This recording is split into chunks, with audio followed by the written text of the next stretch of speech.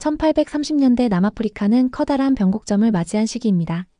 케이프 식민지의 보어인들이 영국 식민당국의 통치에 불만을 품고 내륙으로 대규모 이동을 시작한 것이 바로 데트랙입니다. 이 이동은 단순한 이주가 아니라 정치, 경제, 군사, 사회 전반에 걸친 변화를 동반한 거대한 사건이었으며 그 과정에서 은데벨레와 줄루와 같은 강력한 토착 부족들과의 충돌은 불가피하게 전개되었습니다.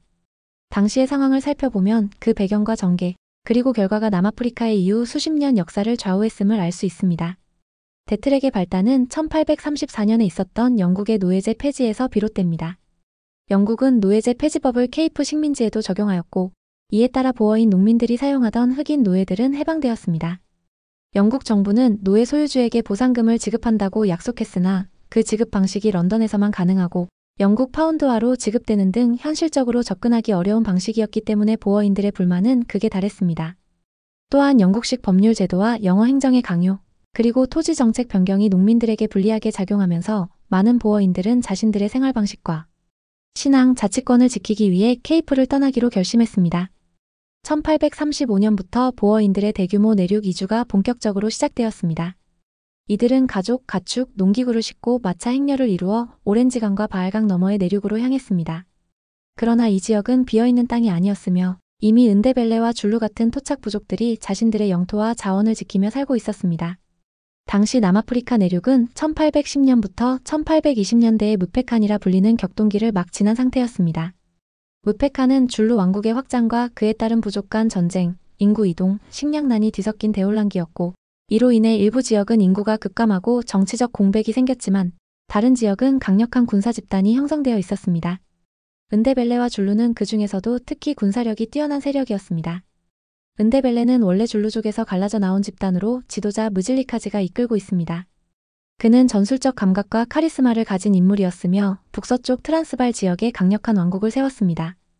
은데벨레 왕국은 엄격한 군사 조직과 약탈 경제를 기반으로 번영하고 있었으며 주변 부족들을 복속시키고 그들의 가축과 곡물을 거두어들였습니다. 그러나 보어인들이 은데벨레 영토에 접근하면서 긴장이 고조되었습니다. 1836년 보어 개척자들의 일행이 은데벨레 영토에 들어서자 은데벨레 전사들이 이들을 공격하였고 일부 보어인 행렬은 큰 피해를 입었습니다. 가축과 마차가 약탈당했고 수십 명이 목숨을 잃었습니다. 이 사건은 보어인들에게 충격을 주었으며 그들은 반격을 준비하게 되었습니다.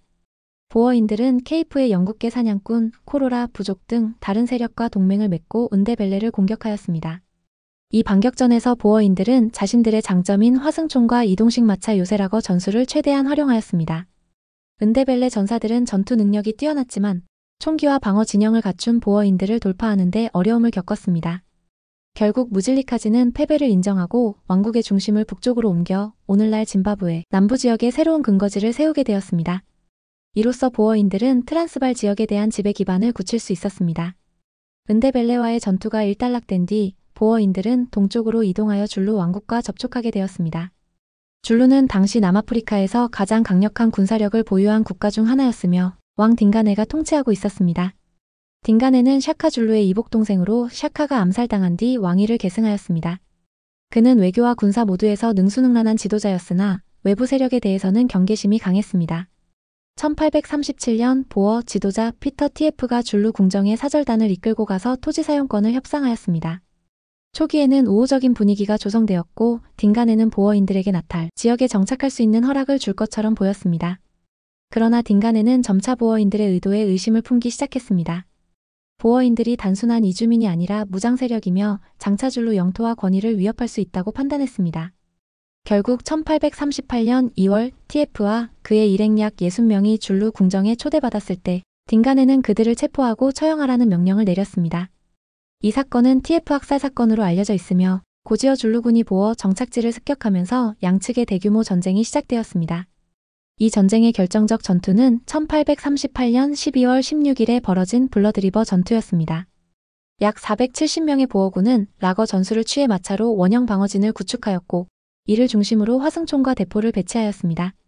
줄루군 약 1만 명이 창과 방패로 무장하고 돌격했으나 근대식 화기의 화력과 방어 진영을 뚫지 못하고 막대한 피해를 입었습니다. 전투가 끝났을 때 줄루군 전사자는 약 3,000명에 달했고 보어군은 단 한 명도 전사하지 않았다고 전해집니다.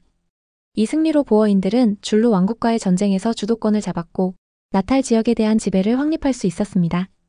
블러드리버 전투는 보어인들의 민족적 자부심을 강화하였고 그 이후 12월 16일은 보어인들의 종교적 역사적 기념일로 자리 잡게 되었습니다. 전투 후 보어인들은 나탈리아 공화국을 세웠으며 이는 1843년까지 존속하다가 결국 영국에 병합되었습니다. 그러나 이 시기에 확보한 내륙 영토와 군사적 자신감은 훗날 트란스발 공화국과 오렌지 자유국 건국의 토대가 되었습니다. 은데벨레와 줄루와의 충돌은 단순한 부족 간 전쟁이 아니라 식민 세력과 토착 세력의 충돌이라는 더 큰 역사적 의미를 가집니다.